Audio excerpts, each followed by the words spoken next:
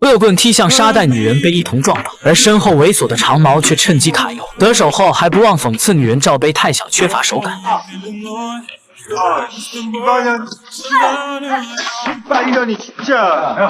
如狼似虎的环境下，女人便成为这里唯一的另类。即便是受尽百般屈辱，可她还是心甘情愿地选择留下，因为她渴望变成强者去报杀父之仇。小伊原本是名再普通不过的高中生，但每天上学竟会有警察全程护送，只因她的父亲突然失踪成了通缉犯，因此她也经常会遭到坏学生的霸凌。而每次小伊都会选择隐忍，可即便是这样，学校还是要开除她。回到教室，坏同学再次用恶毒的语言辱骂他，可这次小伊不再选择隐忍，决定狠狠地教训他们。面对校霸亮出的水果刀，他没有丝毫畏惧，3两下就将对方干翻在地。看到门口蹲守的警察，气得他一脚就踹碎了倒车镜，把没用的书包也砸向风挡玻璃，以此发泄着自己的怒火。看着家门口的生日蛋糕，他也是直接一脚踹翻。晚上父亲打来电话祝他生日快乐，他再也绷不住了，把这些天的辛酸和无奈全部说了出来。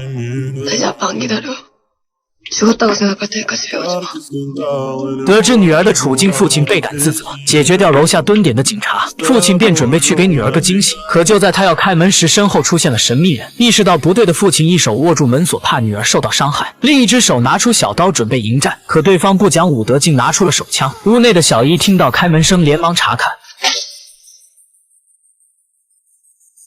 知道父亲有危险，女儿迫切的要打开房门，但父亲为保护女儿，死死的攥住门锁。随着第2声枪响过后，父亲用尽最后的力气弄断了钥匙。葬礼上，父亲的黑帮好兄弟老崔特意赶来。小伊询问是谁杀了他的父亲，老崔沉默无语，没有回答的离开。看着父亲苍白的尸体，小伊伤心至极，整个停尸房都回荡着痛苦的哀嚎。之后，小伊找到警局，要他们尽快抓住凶手。可老旧的小区没有摄像头，小伊当时又没有看到凶手的样子，案子一时陷入了僵局。但当天晚上，小伊就听到急促的敲门声，通过猫眼看到一个面露狰狞的黑衣男子，顿时3魂吓跑了7魄。屋内静的都可以听见自己的呼吸声，直到对方的离开，小伊才放下戒备。走投无路时，小伊去找了老崔，对方却拿出凶手用过的手枪。